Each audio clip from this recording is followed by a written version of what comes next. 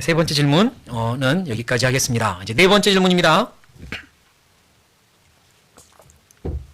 제가 읽겠습니다. 예수님께서 하신 말씀 중에요. 자기 십자가를 지고 자기를 부인하고 예수님을 좇으라 라고 하셨는데요.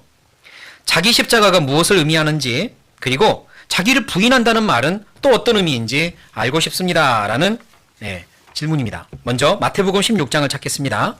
마태복음 16장.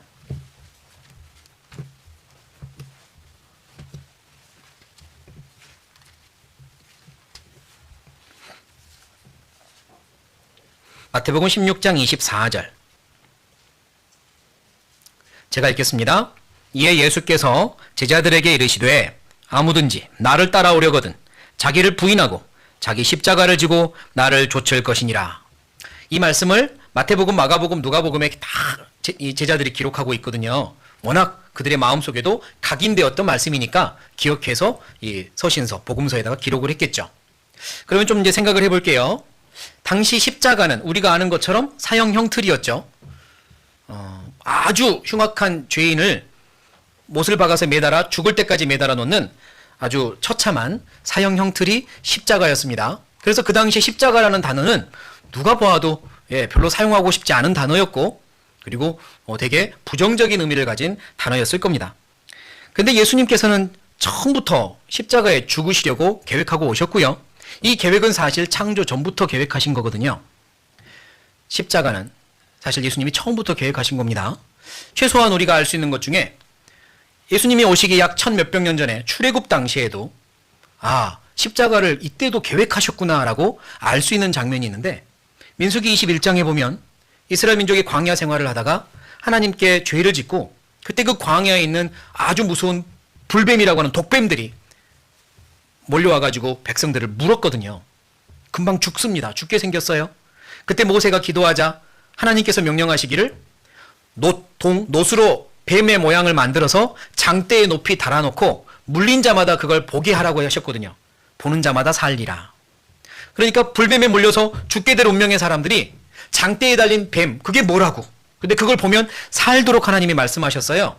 왜 그런 일을 하셨을까? 예수님 오시기 1000몇백 년 전에. 그런데 예수님이 요한복음 3장에 보면 모세가 뱀을 달아 장대에 단 것처럼 내가 달려야 할 것이다 라고 말씀하셨거든요. 그때부터 십자가를 계획하셨구나 알 수 있잖아요. 그러니까 예수님은 처음부터 십자가에 달려 죽으시려고 오신 겁니다. 그래서 제자들한테 자기 십자가를 지고 나를 쫓아라 라고 말씀할 때도 아직 예수님은 십자가에 달려 죽으시지 않았지만 예수님이 십자가에 달려 죽으실 걸 이미 알고 있기 때문에 하신 말씀이에요. 그런데 제자들한테는 그 말이 되게 이상했을 겁니다. 생소했을 거예요. 아니, 십자가를 지고 따라오라는 게 무슨 말씀일까? 왜 갑자기 십자가 저 흉악한 저 사형 형틀을 말씀하실까? 그랬을 겁니다. 다른 어떤 문헌에도 그 시대에 십자가를 짊어져라 이런 표현이 익숙한 표현이었다는 어떤 기록이 없으니까 분명히 예수님께서 십자가를 지고 나를 따라라 하는 말은 제자들에게는 상당히 의문스러운 표현이었을 거예요. 그러나 나중에 예수님이 십자가에서 죽으신 이유, 그리고 부활하신 이후에 그들은 다 알게 됩니다. 예수님이 본인이 먼저 십자가에 달려 죽으실 걸 말씀하셨구나.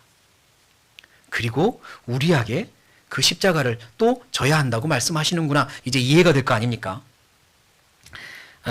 예를 들어서 우리 조선시대에요. 사형법 중에 하나가 참수형, 목을 자르는 참수형이 있었는데, 그때 이 목을 자르는 칼을 가지고 춤추다가 목을 자르는 사람을 뭐라고 불렀냐면 망난이라고 불렀거든요. 망난이. 천민계층이었죠. 망난이. 그래서 누가 봐도 망난이라는 단어는 좋지 않은 단어였고, 지금은 저런 망난이 같은 사람 이러면 언행이 좋지 않은 사람을 이제 비유로 망난이라고 하잖아요. 그러니까 좋지 않은 단어로 지금도 쓰이죠. 그런데 만약 조선시대에 누가 자기 아들한테 너는 망난이처럼 되어라 라고 말하면 좋은 의미가 아닐 거 아니에요. 누가 보아도. 제자들한테 너희의 십자가를 져라 이런 말은 제자들에게는 충격이었을 겁니다. 도대체 무슨 의미일까? 왜 저런 말씀을 하실까? 십자가? 저 흉악한 사형 형틀 십자가? 저걸 왜 지라고 하시지? 이랬을 거예요. 그런데 예수님이 그 십자가를 지고 나서 거기서 나를 위해서 모든 심판과 저주를 다 받으셨고, 그 십자가는 예수님의 사랑의 표현이고 예수님의 희생의 표현이고 나를 위해서 나를 구원하신 예수님의 수고의 그 모든 것들이 십자가구나라는 걸 알았을 때 그들은 더 이상 십자가를 사형 형틀로 받아들이지 못합니다.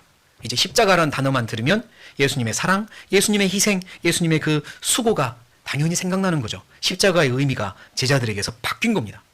그래서 심지어 이렇게 말을 하는데 갈라디아서 6장을 보면 갈라디아서 6장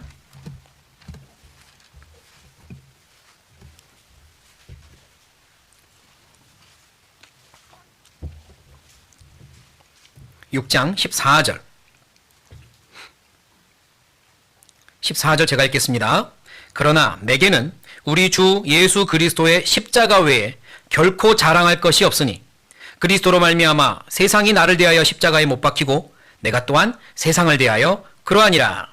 이제 십자가는 자랑거리로 바뀝니다. 그리스도인들에게 십자가는 자랑거리였습니다. 십자가는 가슴 뭉클하게 하는 예수님을 생각나게 하는 매개체였습니다.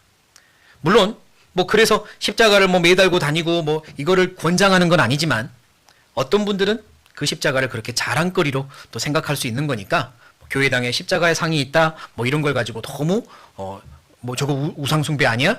이렇게 할 필요는 없습니다.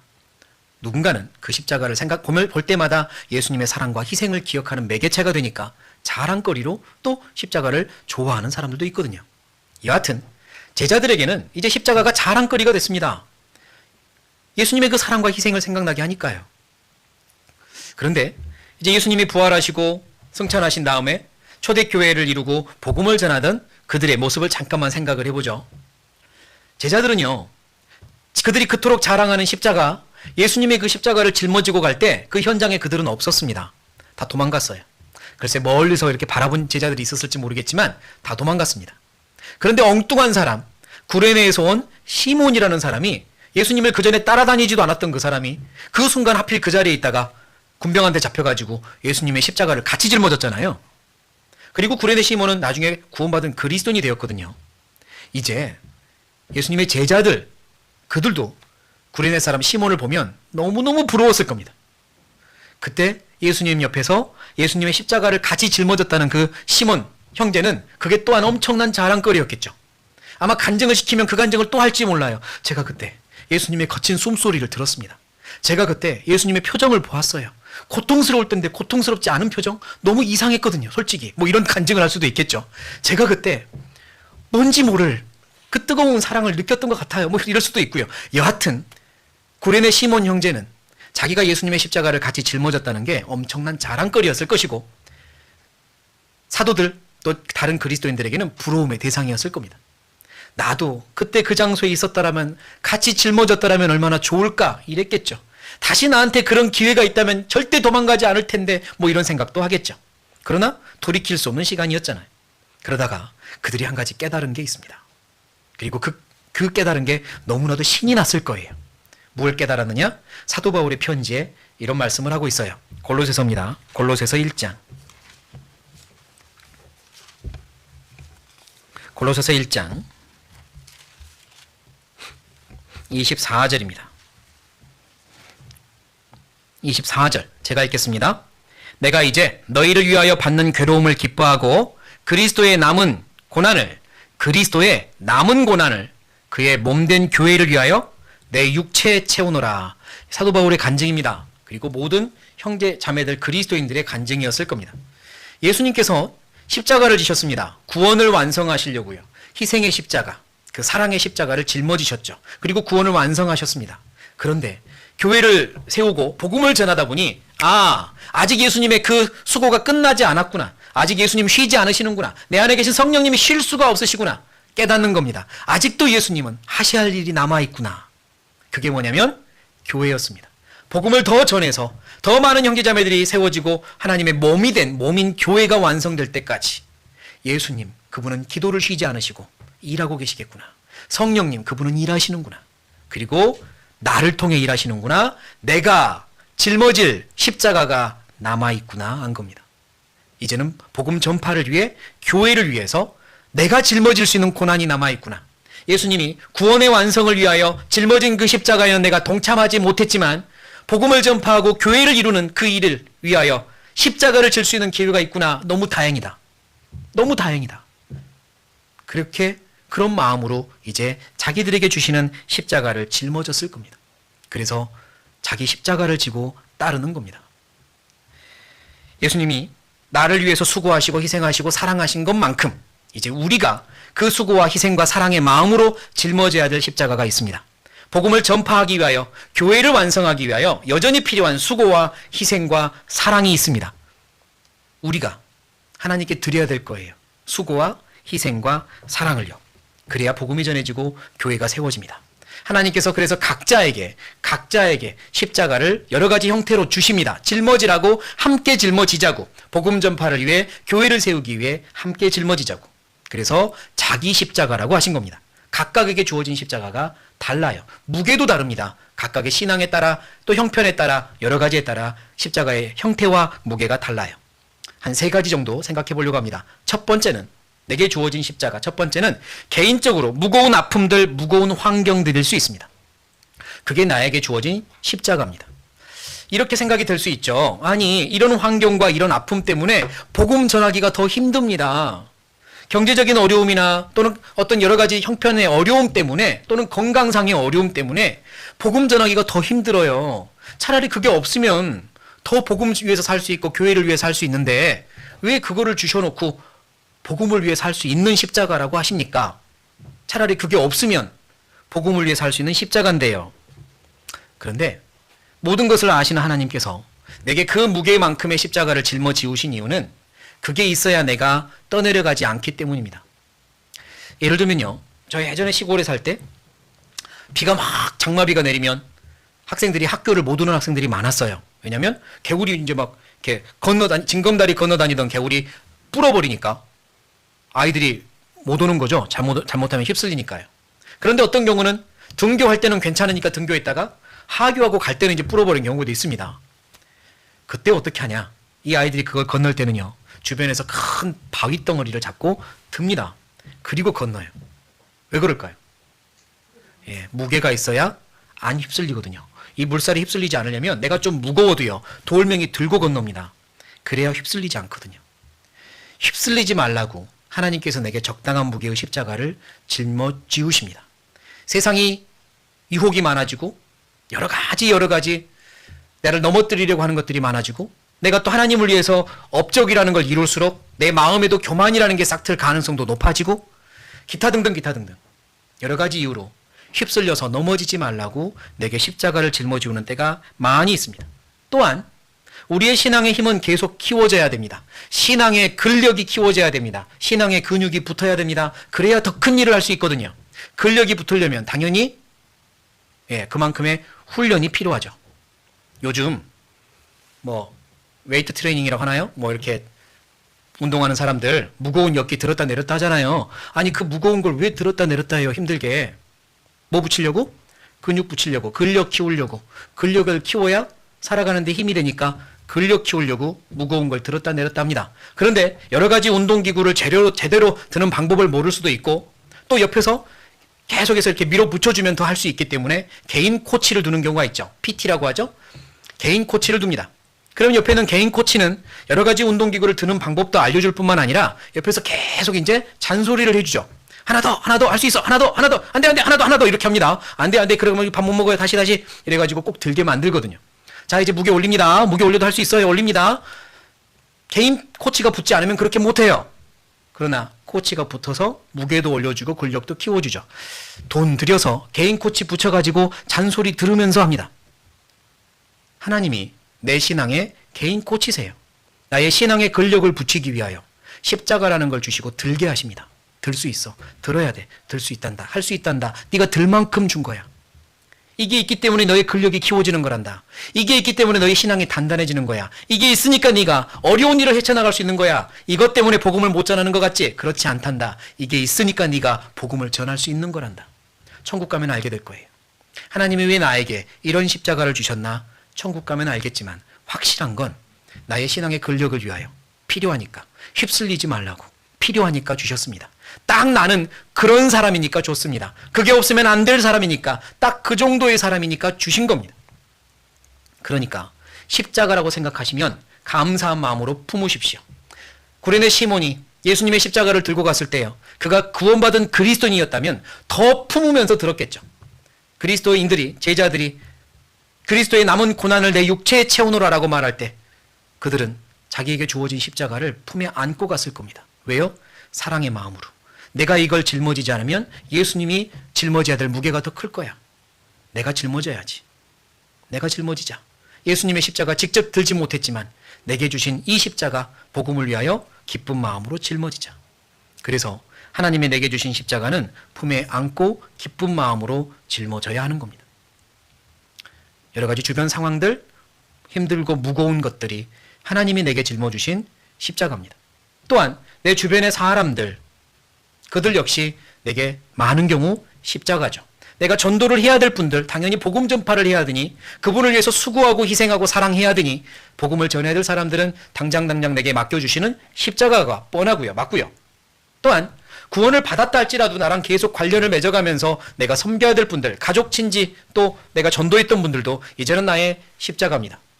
내가 섬겨야 돼요. 함께 가야 돼요. 때로는 그분들이 나를 아프게 하기도 하고 힘들게 하기도 할지라도요, 십자가입니다. 그것 때문에 내가 서 있는 거고, 그것 때문에 나의 신앙의 근육이 키워지는 겁니다. 때로는 환경으로, 때로는 사람을 통해서 나를 훈련시키는 거거든요. 그러니까 내 주변에 있는 분들이 나의 십자가입니다. 안고 가십시오. 감사한 마음으로 품고 가십시오. 나를 아프게 힘들게 하는 분이 있더라도요, 그분들을 섬기십시오. 그분들이 나중에 또 신앙의 근력이 키워져서 그분들이 복음을 전할 걸 생각하면 내가 그분들을 섬겨야 되는 건 맞습니다. 구원받은 그리스도인들, 내 옆에 있는 형제자매들 중에 특별히 나한테만 또 이상하게 십자가처럼 느껴질 수도 있는데요, 내가 더 섬겨야 됩니다. 지금은 그렇게 하면 나중에 천국 갔을 때 그분들이 하나님 앞에서 하나님의 기회되고 다 말할 겁니다. 저 형제님, 저 자매님이 나를 위해서 이렇게 했어요. 좀 속된 속담이지만 처음에는 개고생인데 나중에 개이득이 됐다는 이야기가 있어요.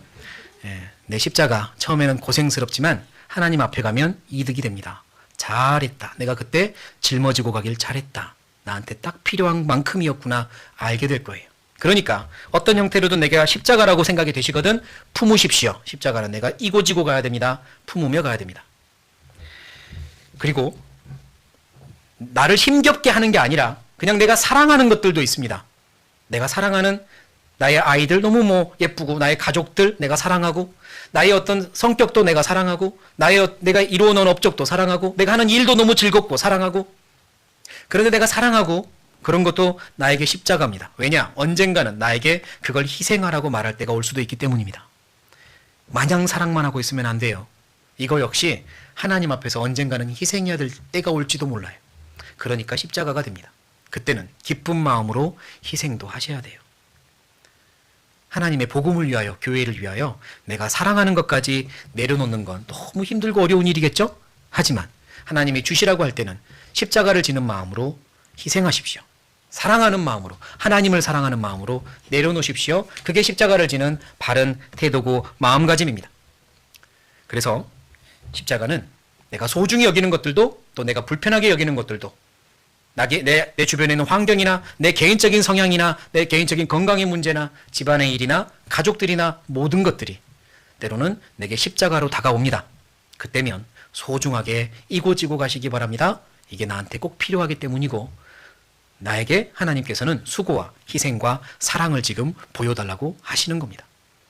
예수님의 십자가가 나의 자랑거리이듯 내가 주님이 맡겨주신 십자가를 기쁜 마음으로 지고 갈 때 하나님은 나를 자랑거리로 여기실 겁니다. 그러므로 내게 있는 십자가를 결코 부인하지 말고 삽시다. 그런데요, 예수님께서는 자기 십자가를 지고 자기를 부인하고 가라고 하셨거든요. 우리는 우리에게 있는 십자가는 부인할 수 없습니다. 그런데 자기는 부인하래요. 자기는 부인하랍니다. 그게 무슨 의미일까요? 여기서 자기란 나의 생각, 나의 계획, 나의 이론, 나의 경험, 내가 원하는 것, 내가 꿈꾸는 것, 내가 경험한 것, 그런 게 자기입니다. 또 내가 두려운 것, 내가 한계라고 결정지은 것, 내가 하기 싫은 것, 내가 부끄러워하는 것, 이것도 자기에 들어갑니다. 때로는 그걸 부인하라고 하세요. 하나님의 계획보다 자기 자신을 앞세우지 말라는 겁니다. 하나님이 요구하시는데 내 생각은 이런데요. 내 계획은 이런데요. 그거는 나의 한계 이상의 것인데요. 이러면서 앞세우지 말라는 겁니다. 내려놓으라는 거예요. 너의 생각이 그러할지라도 하나님의 계획이 그러하니 일단 접어라. 네가 그걸 부끄러워하고 두려워할지라도 하나님이 너한테 이걸 요구하고 있으니 접고 용기 있게 해봐라. 그게 자기를 부인하는 겁니다. 그게 매우 어려운 경우가 있어요. 복음을 전해야 되는데 나는 이게 한계거든요. 이것만큼은 안 하고 싶거든요. 그런데 자꾸 내 안에서는 하나님께서 요구하시는 걸 내가 기도할 때마다 알거든요. 어떻게 할까요? 기도를 하지 말아버릴까요? 그럴 순 없잖아요. 그러면 자기를 부인할 때가 온 겁니다. 내가 이걸 한계라고 여기고 있지만 접자. 그리고 하자. 내 계획과 내 꿈이 무너질 수 있어요. 나는 이 길로 계속 걸어왔는데 하나님이 방향을 바꾸시거든요. 내 아이들 교육을 나는 이렇게 시켜왔고 내 아이들이 이 길을 가기를 원했는데 하나님이 바꾸시거든요. 그럴 때 우리는 자기를 부인해야 됩니다. 네, 하나님 뜻대로 하시옵소서. 모든 영광은 아버지 홀로 받으시기 원합니다. 이렇게요. 그래서 자기 십자가를 지고 자기를 부인하고 따르는 길이 때로는 수고롭고 어려울 수도 있죠. 그래서 하나님이 예수님이 한 가지 약속을 주셨습니다. 마태복음 11장입니다.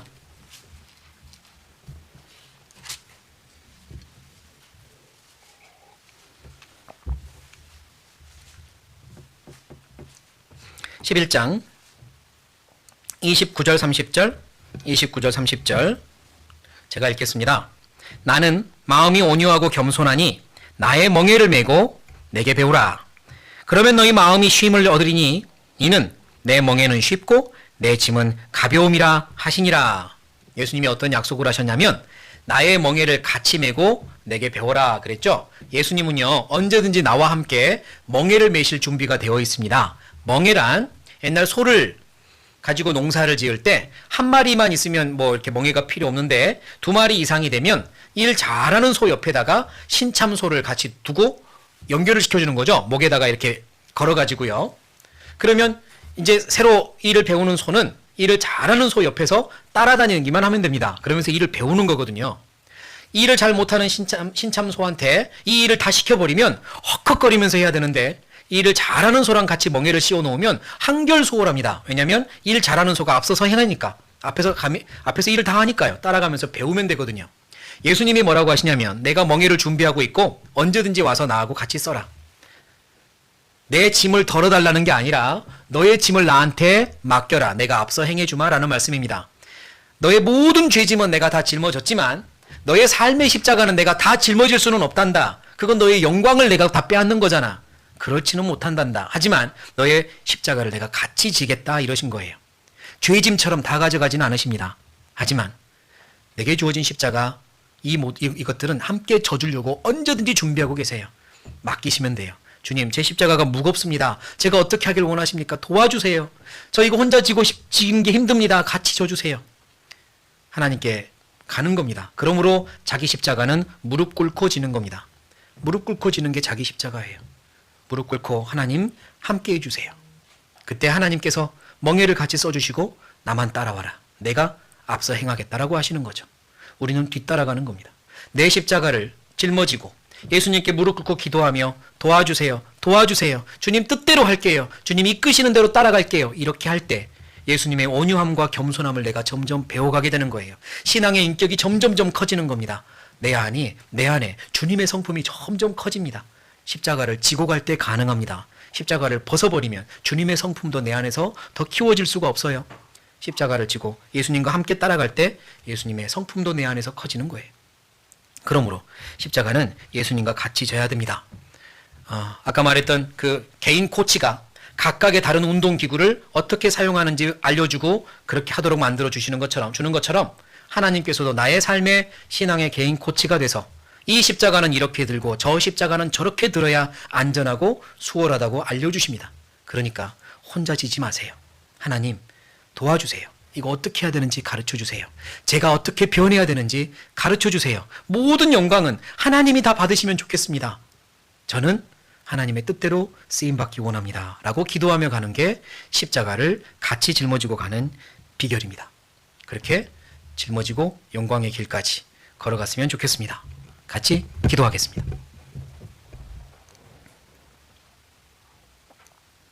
살아계신 하나님, 저희를 그 크신 사랑으로 구원하여 주시고 하나님의 자녀로 삼아주시고 천국의 소망을 주셔서 감사합니다. 이제도 우리와 함께 하시며 우리의 걸음걸음을 늘 인도해 주시니 감사합니다.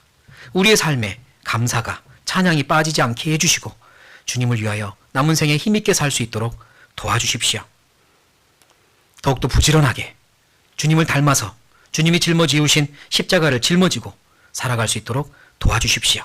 가정에서 자녀를 양육할 수 있는 지혜를 주시고 아내로서, 엄마로서, 또 자녀로서 행할 수 있는 지혜를 허락해 주십시오. 오늘 이 시간 함께 해주신 하나님께 감사합니다. 하나님의 말씀이 우리 심령에 새겨지고 우리 삶에 나타나도록 도와주십시오. 모든 걸 감사드리며 예수님의 이름으로 기도드립니다. 아멘. 네, 수고하셨습니다. 네, 2달 후에 질의응답 계속 또 이어서 하겠습니다. 수고하셨습니다. 네.